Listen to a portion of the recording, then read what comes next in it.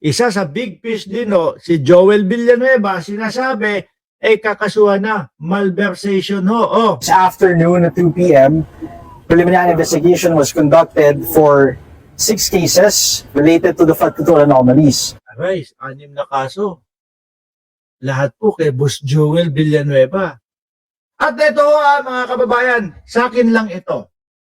Kasi madalas sinasabi ng mga DDS na, puro mga small fish lang yan, mga yan Hindi mga big fish yan Bong Revilla?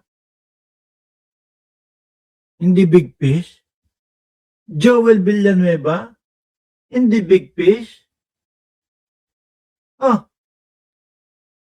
Sino pa big fish? Alam ko na. Kasi nga, ang gusto nilang marating at gusto nilang maging big fish, si Martin Romualdez at si Pangulong Bongbong Marcos. Kaya hindi sila satisfy. Kaso wala naman silang mga ebidensya na magpapatunay. Eto nga nung isang araw, Senate Blue Ribbon Committee, mga bossing, anak ng tukwa na yan. Biruin mo, naglabas pa ng 2 witness. Nagchismisan lang yung 2 witness.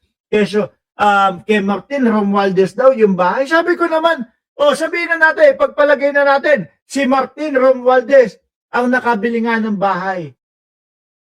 Ang tanong wala bang kakayanan na bumili ng bahay? Kung yung tao na yun may bahay sa Forbes Park, yung mga bahay sa labas ng Forbes Park hindi kayang bumili? At galing sa nakaw? Di ba? May mga negosyo yung tao, mga kababayan. Ngayon, idinadawit at idinidikit nila kay Kerly Diskaya. Naku, ngayon lang nagising to, si Ma'am Neng Gigi. Ang paborito kong taga-subaybay dito, na paborito din akong sinasabi, late ka. Pag siya na late, wala naman. wala lang, wala tayong magawa. Diba? Yung dalawa, sabi, si Martin Romualdez, sabi po sa amin ni Kerly Diskaya, si Martin Romualdez po ang may-ari Putek na yan. Wala naman. Ano naman kung si Martin Romualdez ang may-ari? Ano naman kung siya yung nakabili? Si Diskaya kasi yung kontraktor na nagsabi.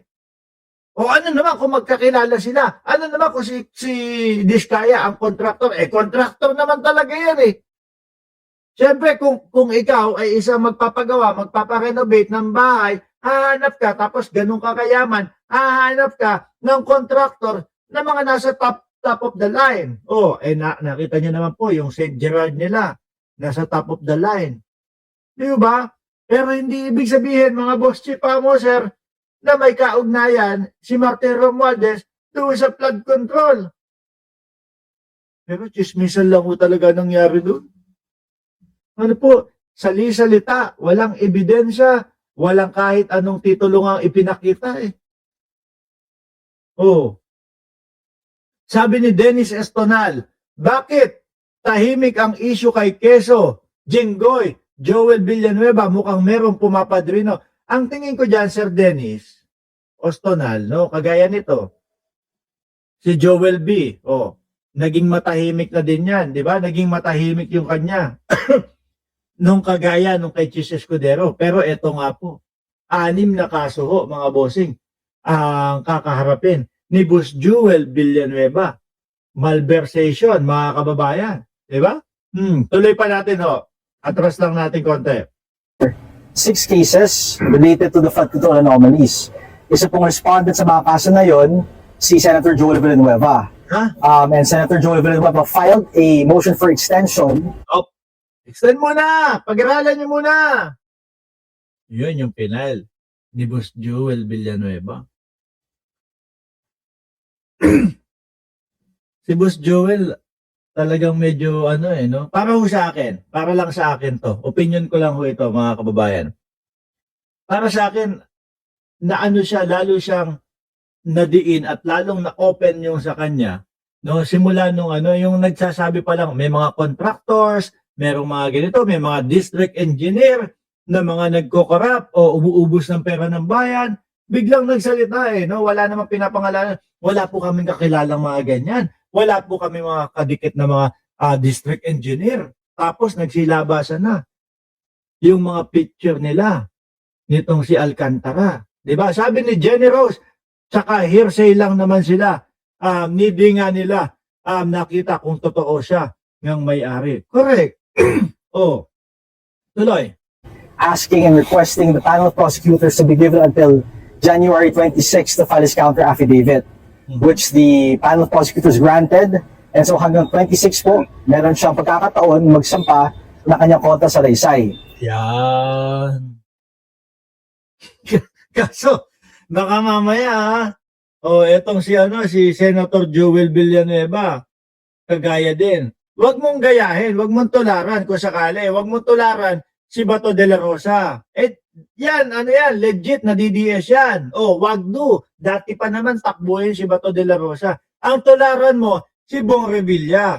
Although, nakakaharap, mga kababayan, sabi ko nga, nahaharap po si Senator Bong Revilla sa mga kasong ganyan ho. Pero napahanga niya ako, hindi po doon dahil sa may mga kaso napahanga niya ako doon sa pagharap niya, doon sa paglantad niya, doon sa paglabas niya, at doon sa, sige, tatanggapin ko yan, at sasagutin ko lahat yan. Tumugon agad, di ba? Baka kasi mamaya, yung kay Boss Joel, baka magtago. Baka sumama kay Bato de la Rosa. Huwag ganun, boss. No, harapin natin yung mga ikakaso at yung mga issue sa atin. Lalong-lalo na kayo, public official kayo. Di ba? Kasi ako naniniwala ho, mga kababayan. No, kapag ka ako, wala akong isasagot doon sa issue sa akin, abay putang nang yan. Magtatago na ako. Tapos ang kulong, walang bail at eto pong malversation, mga kababayan. Tingin ko po, eto po yung walang bail, mga bossing. Kasi yung graph, alam ko meron Di ba nga si dating Senador Ramon Bong Revilla nagpiyansa ng 90,000 para pansamantalang kalayaan. Kaso meron pa siyang isang kaso, malversation, kagaya nung etong kay Joel Villanueva. Kapag kaganyan, at wala akong isasagot, no? Tapos, walang bail, putra guys, magtatago na ako. Pero kung alam ko sa sarili ko na meron akong sagot at alam ko ang mga katotohanan at hindi ko talaga ginawa yan, ang gagawin ko, halika na, umpisahan na natin tong hearing na to para matapos na, no? Para makalabas na ako agad. Kaakibat kasi nung pagdinig at yung investigasyon at pagharap sa husgado, kailangan nakapiit ako. Kung tatagalan natin to, pahabain natin ito, hahaba lang ang pagkakawalay ko sa aking pamilya. Tapusin na natin to. Total naman, kaya ko kayong sagutin. Di po ba, mga bossing? Ganyan lang naman yan Simple lang, huy. Katakot makulong, Sir Mark. Sabi ni Jenny Ramos, di naman. No? Hindi naman. Mararanasan mo lang doon yung umihi kayo doon sa bote ng sa bote. Ewan ko lang doon sa mga babae, sa mga lalaki, yung gano'n may isang bote nung 1 liter o isang o 5 liters o 3 liters ng mineral water. Tapos susuk-suk mo lang yung mo na, yung ratbo mo doon ka na wiwiwi. Ganoon, no? Yung mararanasan mo yung dikit-dikit kayo, mga nakahubad kayo kasi mainit. Ganun lang. Pero itong mga ito naman, high profile ho itong mga ito So, mangyari is,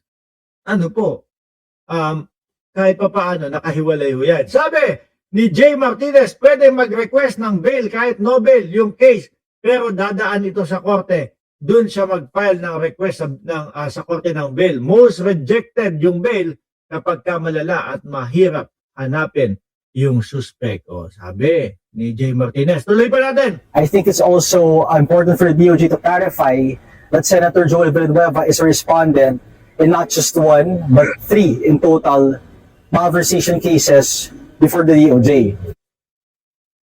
3 malversation cases.